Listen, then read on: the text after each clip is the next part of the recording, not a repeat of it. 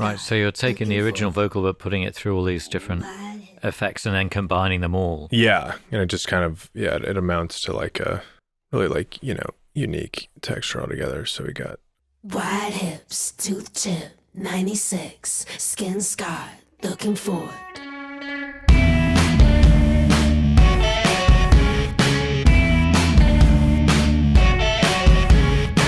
This episode is being supported by Tape It, the iPhone recording app made for musicians by musicians. I'm interested in how you're recording your vocals, whether there's a go-to setup for Ella, Lorde, or is it song specific? The other thing which comes through via Patreon, one of our patrons, Charlie Thacker, says how much of the writing process of lyrics is done within the DAW as production arrangements come in. Are songs transposed exactly from a notepad, or is there an element of the production informing the lyrics? My method with lyrics is that there's absolutely no method.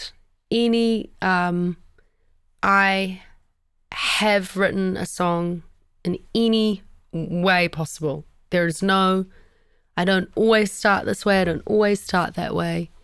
It's all totally just like a response to, either a piece of music or if it's starting with me, it's just a response to something I'm like hearing in my head. But like often with these songs, they were, they were being typed out like sort of after the fact of recording, most, if not all of the lyric. It was, in being more of a physical recording process and trying to kind of like bypass up here, I often found myself being like, wait, I've got to write some of this down.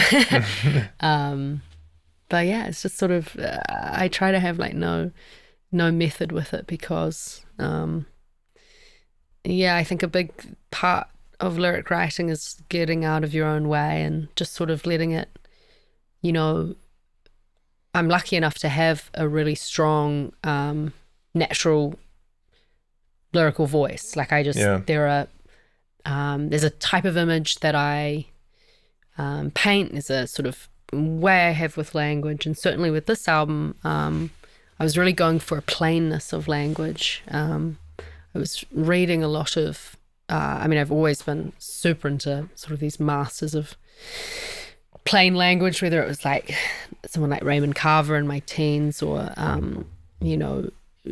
for Virgin, I was reading a lot of a French author called Annie Ernaux, who, has this voice that is distinctly feminine but totally unsentimental, very plain, and what is not on the page really informs what is on the page. There's this immense kind of richness that comes from nothing extra, nothing surplus. And certainly with this song, it's all 5-cent words. There's nothing fancy going on, and that was quite intentional on my part. I didn't think it was my place in writing this song for it to be a moment of sort of flexing or like, look at this incredible image I can cook up. It just felt like it needed to be truthful and simple. It's the same as the production, really. Just all the same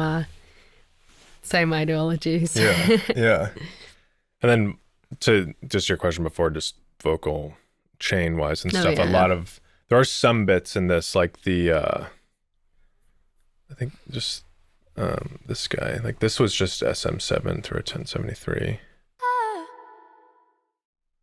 the little ad-libs, but this whole song is just a U47 1073 preamp and CL1B compressor, and that was like pretty standard. It changes up here and there, but that was pretty standard across the album. But we did try to be like sensitive to the song if something felt wrong for the song. This episode is being supported by our good friends at Tape It, the iPhone app made specifically for musicians. If you, like many of our guests, use voice memos, then as far as we're concerned, switching to Tape It is an obvious choice. It's free, and there are a load of features you won't find on Apple's Voice Memos app, including the ability to record straight from your lock screen, set markers, add notes, include photos of settings, and you can easily import your old voice notes, sync to the cloud, and create shared playlists with co-writers and bandmates. So head to the link below to install the app now. And if you want even more, check out Tape It Pro and use the promo code Tape Notes to receive a whopping 20% off. And now, back to the episode. This was the only song on the album that we used the 251 for, Yeah. is that right? Yeah. We felt like Funky the 251. just like a bit more of a slice, almost like a digital camera or something. It just had like a different Yeah, it's like I feel like the energy that we liked. Yeah.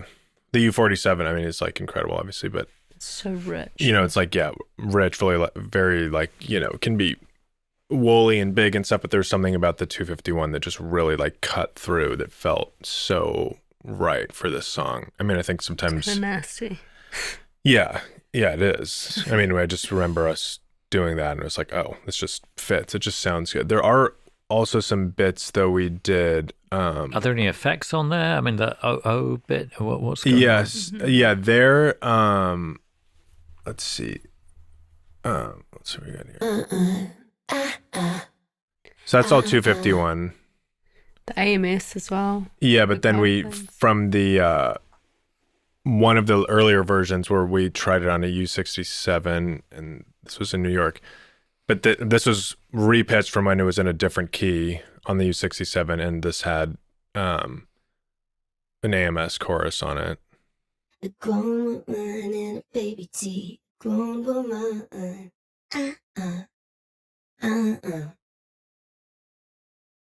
Goes a grown woman. So that's layered in there. And then I think this was through a guitar pedal, this next layer. Wide hips, tooth tip, 96, skin scar. Right, so you're taking the original vocal but putting it through all these different Wide hips. effects and then combining them all. Yeah, and it just kind of, it amounts to like a really like, you know, unique texture altogether. So we got, just play with everything. Wide hips, tooth tip, 96, skin scarred, looking forward. Wide hips, soft lips, my mama's trauma, since 96, been looking for. And then some of the, Grown woman, but yeah, a lot of the like vocal effects with this came, I mean, Devil Lock again, we put on a lot of stuff just for a good kind of like crunch and like squeezing into your face. And then, yeah, a lot of the kind of freakier stuff was really just as a result of like recording the original version in a different key and pitching it back up, doing some stuff through the AMS.